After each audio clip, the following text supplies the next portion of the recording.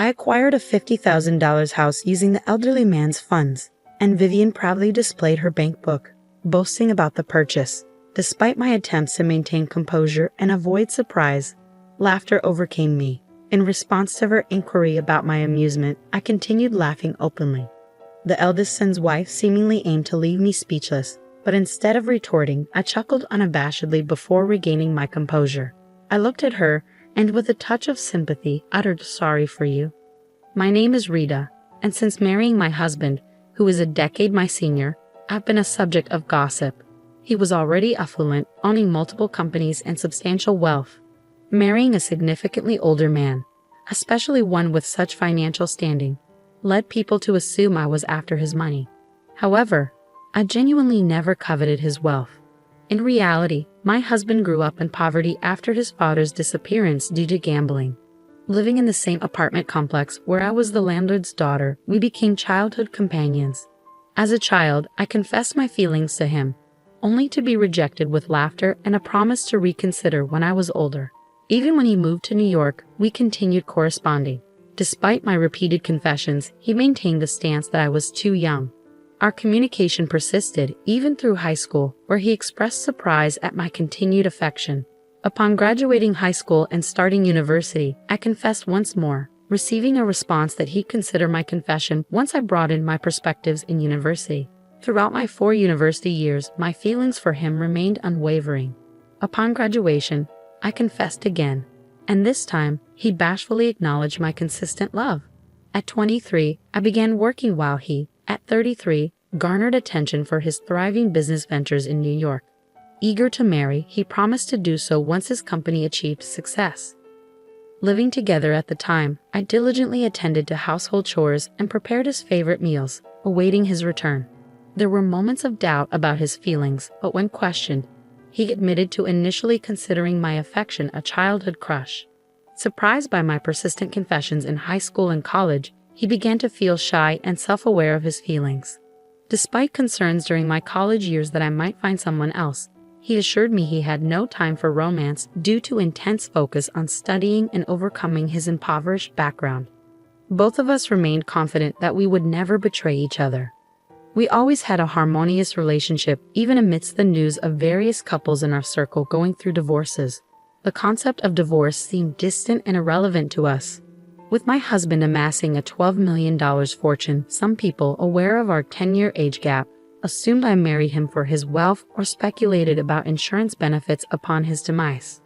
While some understood our long history together since my infancy and didn't jump to such conclusions, there were those who stubbornly clung to misguided beliefs. Despite the occasional gossip during social gatherings, where people assumed my husband had never experienced poverty and unfairly judged us based on societal assumptions about privilege, I remained unfazed. Whenever I noticed disapproving looks from my husband, I'd simply advise him to smile and brush off the rumors. Our love stood steadfast, unaffected by external opinions. My husband had complete trust in me, choosing to believe in our bond regardless of the skepticism around us. Several years into our marriage, we welcomed our eldest son, Peter, followed by the arrival of our second son, Dan, the following year. As a family of 4, we enjoyed financial comfort, yet my husband and I decided not to disclose our wealth to Peter and Dan. Instead, we taught them the value of money from a young age. In elementary school, they earned 10 cents for assisting with household chores, received a monthly allowance of $1, and managed their finances through piggy banks and account books. Despite our financial stability, we instilled in them the unpredictability of the world and the importance of financial responsibility. Both Peter and Dan, influenced by our approach, learned to respect each other's interests. By the time they reached high school, instead of asking for pocket money, they expressed a desire to work for what they wanted. Peter took a job at a cafe, while Dan found employment at a bookstore. My husband and I eagerly anticipated their futures, sharing in the excitement of discovering the kind of people they would eventually choose as life partners. When I mentioned the possibility of them choosing same-gender partners or opting for a single life, my husband laughed, agreeing that their happiness was paramount. We shared a heartfelt laugh, acknowledging our simple wish for our son's happiness, not anticipating the surprise that awaited us when our eldest son expressed his intention to marry someone that left us exclaiming, You're marrying her? I want to introduce you to the woman I've been dating, Dad, Mom, and Dan. I'm considering marrying her in the future. Even after Peter and Dan graduated from university, started working, and moved out of the family home, we made it a point to have a family dinner once a month. During one of these dinners, Peter announced his decision, and both Rita, my husband, and Dan were already in a celebratory mood, expressing excitement about meeting her. That evening, Peter brought the woman in question to our house. Upon entering, she marveled at our home, expressing aspirations of living in such a fantastic house someday. She exclaimed how wonderful it was, and Peter watched her with a fond smile. When we greeted them, she introduced herself as Vivian, mentioning that she works as a model, although she uses a stage name. Curious, she asked if we knew her, and I admitted that I occasionally glance at magazines but don't pay much attention to the models. She nodded in understanding, suggesting that I might be too old to be familiar with the magazines she appears in. I was taken aback when she added that I might not read the kind of magazine she features in, given my age. Despite the initial shock, I realized she probably didn't mean any harm and was merely making a casual observation. She then asked if my marriage was arranged, to which I replied no, explaining that Peter and I had a love marriage. Vivian, in turn, shared that she and Peter also had a love marriage. Surprisingly, she questioned the longevity of our relationship, considering the 10-year age gap. Sensing a comparison between the lengths of our romances, I pointed out the futility of such comparisons and emphasized that we had a love marriage, just like she and Peter. However, she seemed skeptical and brought up the topic of money, insinuating that we might be pretending for financial reasons. Peter intervened, asserting that our parents had a genuine love marriage, evident in the way they are together. This seemed to halt Vivian's line of questioning. When Peter took Vivian home, my husband and Dan were shocked by her remarks, leaving them too stunned to say anything. In the aftermath, my brother's choice of a potential life partner left them appalled and questioning if he would really marry someone with such an attitude. He's a high earner. There must be plenty of other nice women out there. Dan, visibly concerned about his brother, was holding his head. I patted his shoulder, offering reassurance. It's okay, Dan. Peter wasn't endorsing her behavior, was he? He wasn't overlooking her remarks. He must have plans to handle her if they get married. He must genuinely love her to choose her over all the other nice women out there. Despite the complexity of their expressions, my husband and Dan seemed to agree with my words. Our family decided to celebrate the marriage of Peter and Vivian. However, even after the marriage was decided, Vivian made a demand. Since you're the groom's family, you should give a gift of $10,000 per person. Peter silenced her, stating that the standard amount was sufficient. He explained, if we receive that much, it'll look like I'm not earning anything, which calmed down and agitated Vivian simultaneously. As long as Peter kept a firm hand on her, we hoped they could build a good home. My husband Dan and I decided not to worry about their household. Time passed and my husband eventually passed away due to illness and aging. By that time, those who had once thought I married him for his wealth had come to see me as a devoted wife. At the funeral, no one looked at me suspiciously. However, one person's eyes were shining with excitement. Vivian, Peter's wife. She didn't say anything at the funeral, but soon after, she came to our house flaunting a bank book. I've always been stopped by Peter, but this time he agreed with my plan. So it's the end for you now. Confused by her words, I burst into laughter upon seeing the bank book. With that bank book, I bought a house for $500,000 with the old man's money. Watching Vivian proudly show off the bank book, I couldn't help but burst into laughter, realizing the huge mistake she had made based on her words and the bank book in her hand. Despite my efforts to keep calm and not be surprised since my husband's death, I couldn't contain my laughter. When Vivian asked why I was lacking so much, expecting defeat, I just laughed in front of her. After finally stopping my laughter, I looked at her and said, "Sorry for you, huh?" She didn't seem to understand, so I pointed at the bank book in her hand. Look at the name carefully. Confused, she realized it was Peter's bank book. Bursting into laughter again, I couldn't help but find humor in the mix-up.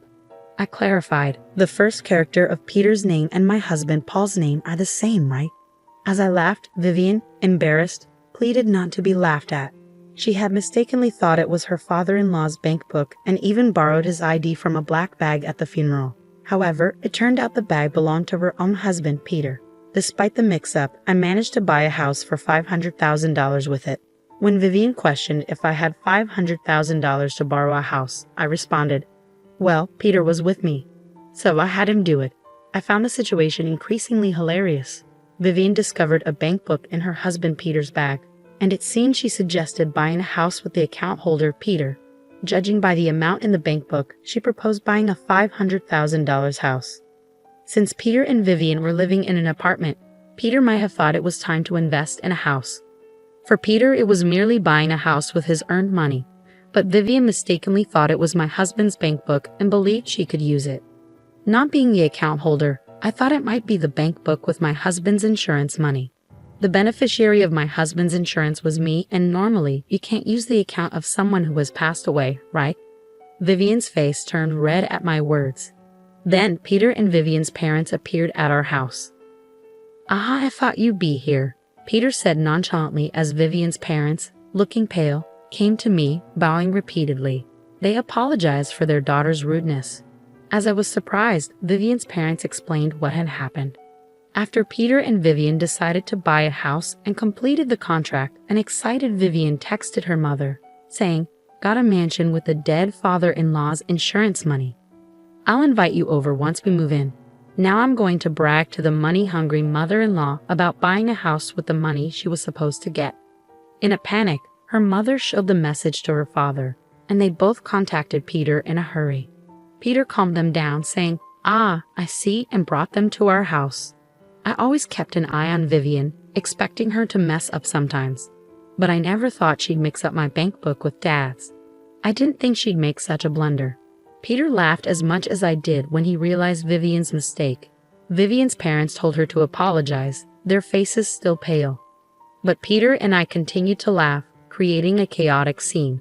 Once we stopped laughing, Vivian's parents apologized and said, "We're truly sorry for what our daughter did."